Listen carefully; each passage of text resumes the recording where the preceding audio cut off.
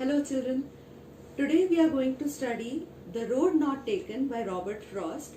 It's a poem which is in the course of class 9th NCERT, the book named Beehive. This poem is a very beautiful poem, and as the description in the book says, that it's a well-known poem about making choices and the choices that shape us.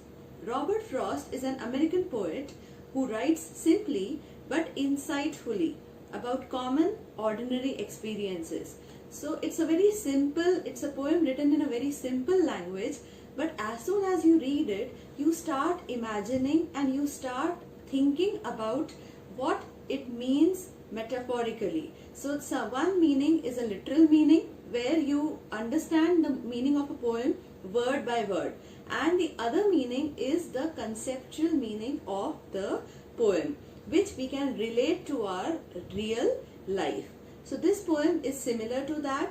It's a very beautiful poem, and it requires a lot of in-depth study. Alright, so what I'm going to do is I'm going to divide my explanation into three parts. First, I will read the stanza. I'll explain to you the difficult words which might be difficult to understand for you, and the third I will be doing is I'll be telling you the literary devices that are used in each and every stanza. So before that, I would like to tell you that Robert Frost was an American poet, and he became very famous not in America first, but his work was first published in England, and after that he became famous in America. To share some of his achievements, Robert Frost was born in the year 1874 in America, and his work, as I told you, was first published in England, and for his all the literary work he was given the Pulitzer Prize 4 times in his lifetime, and he was also awarded with Congressional Gold Medal in the year 1960 for his poetic works. He was also named the Poet Laureate of Vermont. Vermont is a place in America in the year 1961 on 22nd of July. So he had won many awards and accolades because of his extremely magnificent work. Before we begin the stanza-wise explanation of this poem, I want you to understand that this whole poem is relevant to our real life, okay? And being a class 9th student, I would think that it would be better to compare this poem to your present situation, okay? Because this poem can be compared to any stage of life. So at my stage also I can compare this poem to my life, but I want for you to understand it in a better way. I would take an example of your stage of life, okay? So if we take your life as an example, like a student's life, you have many options in front of you. So after 9 in standard 10th, you will have career options, okay? So you will have to choose between a subject. Either you will have to take mathematics, or you will have to take biology. So any subject, or commerce, any subject that you choose will decide and determine your future. So if you choose, so you start analyzing those options, and ultimately after discussing it with your parents, with your friends, your own opinions, you finalize a particular option, and then you go ahead on that path. So this poem also talks about such experiences where in life you are given couple of options, and you have to choose any one option out of it which you think is best suitable for you. So here in this poem, the poet also has experienced one such situation where he had to choose between two options, an option which was better for him. So like us, he also thinks that the road or the option which would give him better prospects, better results, and which he feels that is better for his future, he has chosen that option, okay? So this road, in this poem there is a word called two roads, okay? So the word road talks about the options in our lives. Alright, so stanza wise I will take you through this poem, and whatever doubts you have, you can always contact me and write your doubts in the comments section, and I will try to clear your doubts. So when I talk about introducing this poem, I would just think about that particular moment where you have to choose, you have to make a choice, and that choice is going to remain with you forever. So in this poem, the poet talks about a choice he has to make between the two roads. The road is compared to the different career options. So as I told you earlier that I am going to take your example, the example of your life being a student of class 9th. So you will also face the career options in front of you, and you have to choose any one. So now here I would like to tell you that a poem can have many interpretations. So if you are watching this video and if you are reading this poem, if you are listening to my explanation, there is a possibility that you might compare this poem in a very different way. So for majority of you to understand this poem, I have decided that I will take the two options as your career options. Okay.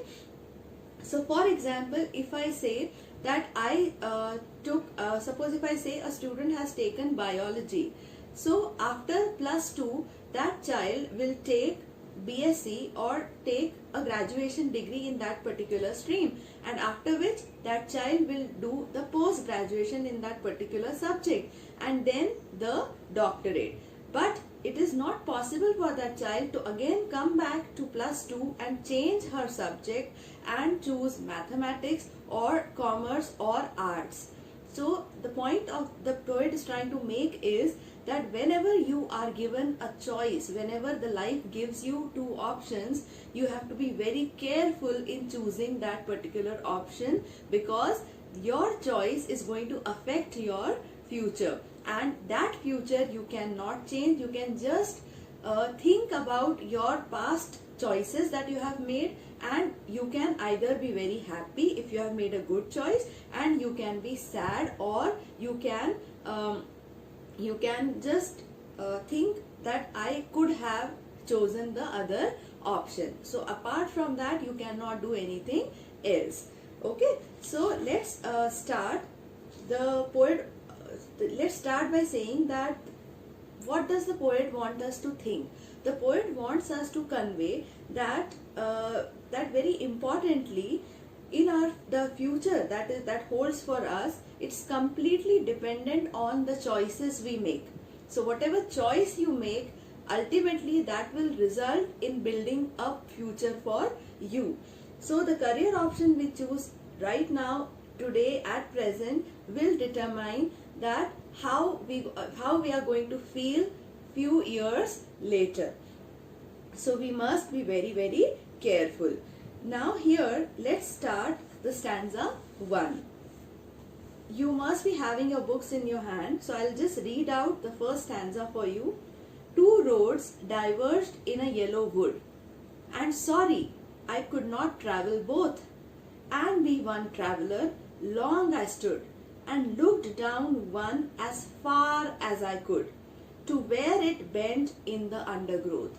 So here the poet wants to say, first I'll tell you the difficult words. Here roads means the options. So you can underline that particular part and write options. So here the poet means options. The roads means the options that are in front of the poet.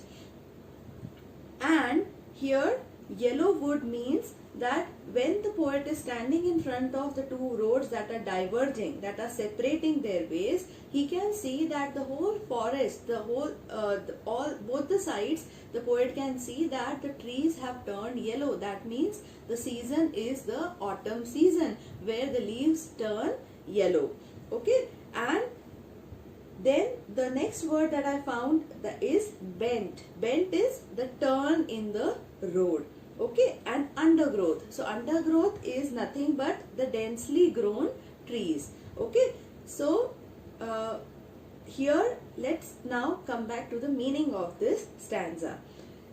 the poet here is confused. Okay, just imagine that the poet is standing in front of the two roads that are going in different directions. They are separating, they are diverging, and he is standing there, he is confused because he doesn't know which road to choose, and he doesn't want to hurry up, he doesn't want to hurry in making a choice. So he stands there and he thinks that which road should I take, and he starts inspecting one road, and he is not able to decide that which one he should choose.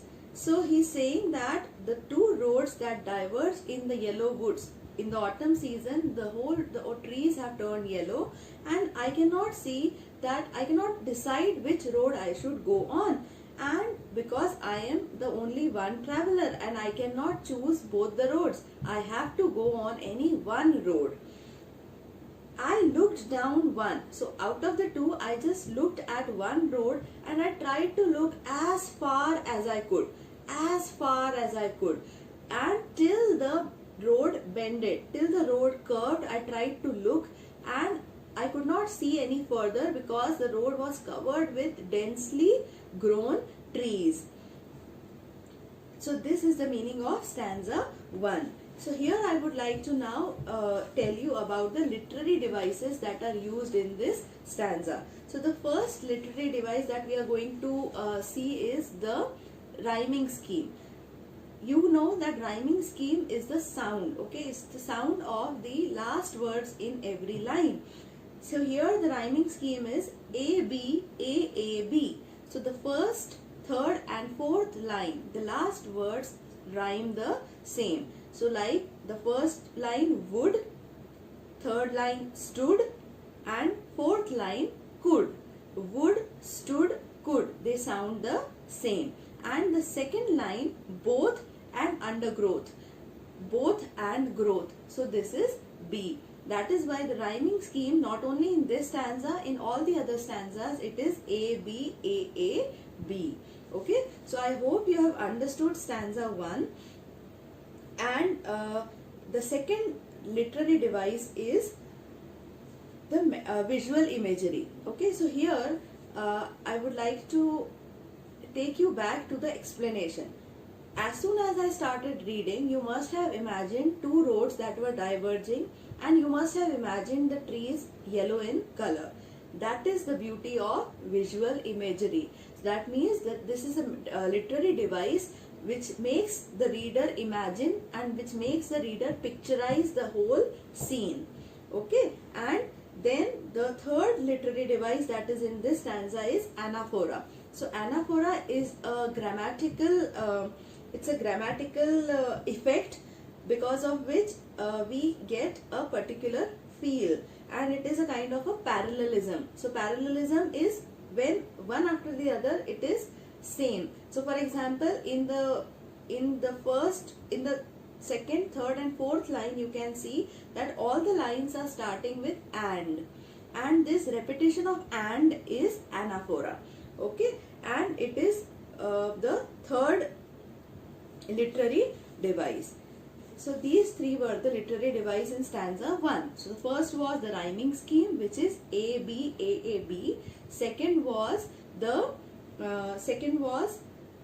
visual imagery, which made you imagine the particular scene in which the poet is standing. And the third literary device here is anaphora. So anaphora is nothing but the parallelism which is created by the use of a particular word, grammatical word, which is and here. So with and, the second, third and fourth line, they are starting with the word and this is called anaphora. So I hope you have understood stanza 1. In my next video, I'll be explaining to you the meaning of stanza 2. Till then, you just understand this read the stanza once again. If you have any doubts, you can ask me. Thank you.